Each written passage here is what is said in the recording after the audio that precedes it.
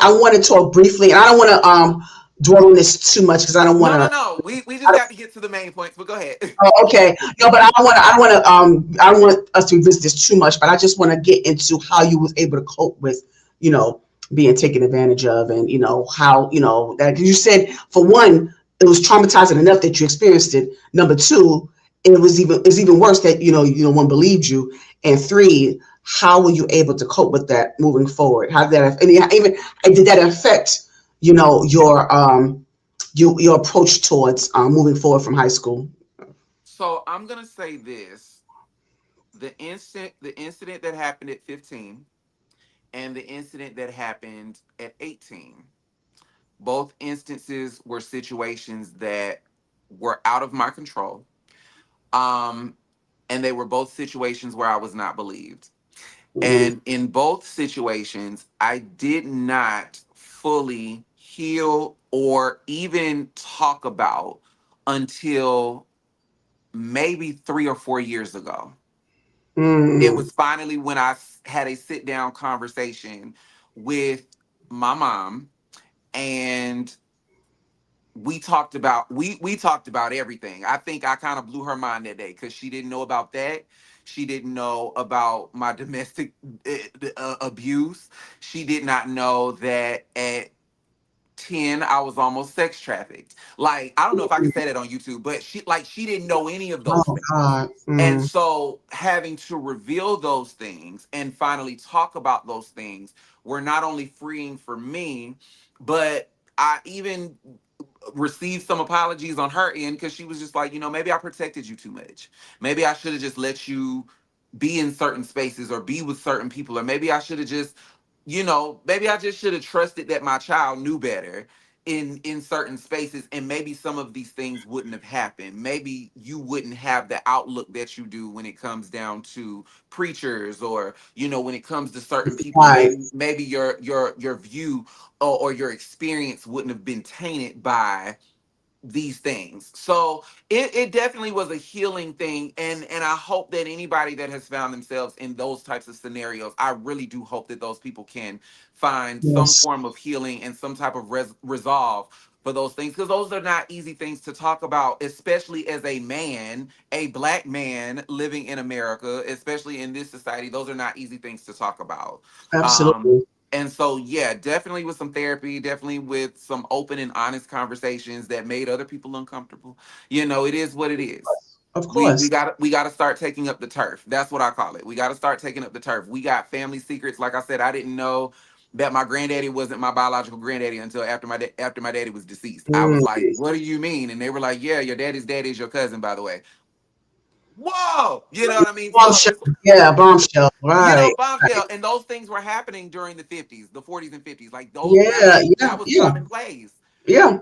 That was commonplace. So, like I said, these are things that I've just had to overcome and just kind of just be honest about. But we got to pull up the turf. We got to pull up the turf. In order for real healing to happen, you got to take the band-aid off. You got to pull up the turf. You might have to Yes. break up some concrete. It is what it is. And anybody that wants to keep it a secret, they are just as complicit as the person that Yeah, caused it. that's the problem right there. And Yeah. so, how did you come to the space to forgive? Because that's hard. I mean, I understand forgiveness was for you more so, and that's part of the healing journey. But how did you come around to having the reconciliation process with your mom? Because I don't know if I would be able to, honestly. I Well, can she didn't forgive, know. not forget. I can forgive, but the idea of my mom not believing me, or not even trying to protect me, or trying to yeah, or I'll comfort say me. this: my Yeah. mom was not the one that didn't believe me. Oh, oh, okay. I'm I'm gonna sorry. say that my mom Oh, was not the oh, I'm one that sorry. didn't believe I'm me. sorry, mother. No, I'm no, no, sorry. no, no. You're fine, because I didn't specify that. So my mom was not the one that didn't believe me. My mom was the one who initially was like, "Well, let's go get you checked out. Let's go Mhm. talk to who we need to talk to. Let's go file a police report." She did all the right things, See, I was but going I to ask don't about that. think. When they punish. Oh, God, I was going to ask about that. Yeah, Yeah. no, no, no. I'm gonna say this, like, and I will say this, just not because I'm not a parent, right? But as what I will say, just from the outside looking in, I can only imagine. We talk about pressure as individuals. I can only imagine what parents carry because not only do you have your own life experience, but you're responsible for this other person, Mm-hmm. and sometimes you don't have the answers. Sometimes parents have a visual of what their child is going to be like when they hit a certain point. And when that child doesn't hit those marks, or when the parents are like, no, everybody in the family is an educator. And then you come out talking about, I'm going to be in the Be a entertainment industry. musician. It's Mm-hmm. like, what are we talking about here? No, like Yes, the you're grain. going the wrong way. You need to be Mm-hmm. going over here. I can only imagine the level of anxiety that the parents that parents go through. So as my mother, I will say I think she did the best she could with what she knew at that time. I don't think that first of all, I don't think that my mother knew or expected to have a child that is as colorful, as eccentric, as direct and raw as I am. I just don't think so.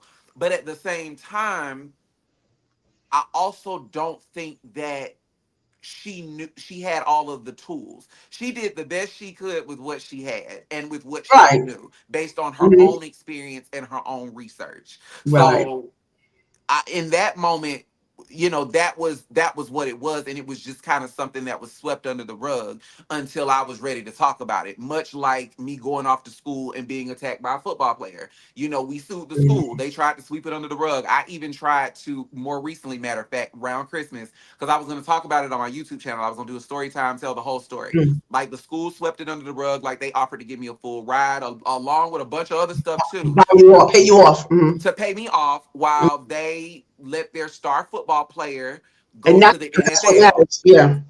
And now, even to this day, while I'm in a very blissful and happy place. I've done a lot of healing. I've matured, but there is still a streak of pettiness in me. And Oh, part of me, because the guy that attacked me now owns a gym here, and so part of me wants to go to the gym and just be like, so "Do I you look know who he familiar to you?" is. I know exactly who he is.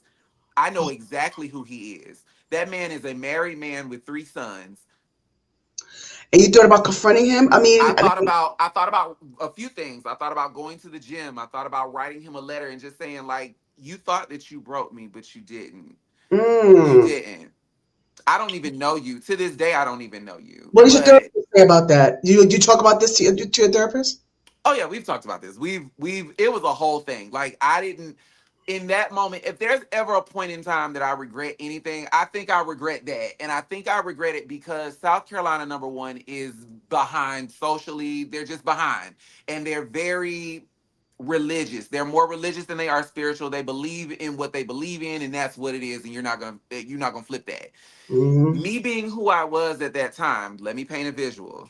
I'm 150 pounds wet, right? I am eccentric as I don't know what. Like, what's his name from Drew Flamboyant. Hill? Mm-hmm. What's the guy from Drew Hill? Cisco? Angie Martinez, baby daddy. Oh, Nico. Nokia. Oh, Nico. Nokia. Nokia. Nokia. So Nokio's really centric too. Like he does the Yeah, pieces, the yeah. multicolor hair. Like that was me. Like one day my hair would be green and it'd be in a mohawk. The next minute I'd be bald. The next minute I'd be coming up with a pink fade, and then next thing you know, we're back blue again.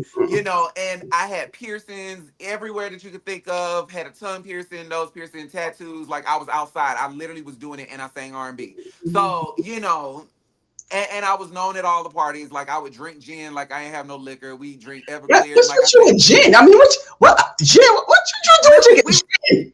at in my late teens, early 20s, I was lit. When I tell you, I was such a vibe. Like that's probably why I'm in the house now. Like, cause I've already been outside. Like I You already been, know yeah, what's you up. been there, done that, Been right? there, done that. Like I was done by the time I was 23, and so and so like we did it. We had a run, baby. We were on tour. Like we were Oh, party we like a were boss. having a time, and it was just a good time. And like I said, I wish I had said something because I could have been that voice or that person that could have been the blockage for somebody else. Yeah. Um, and I didn't say anything because I was so focused on I want to do the music. I'm going to do this. I'm going to do that. I don't need anything coming up whatever, whatever, whatever, whatever, whatever.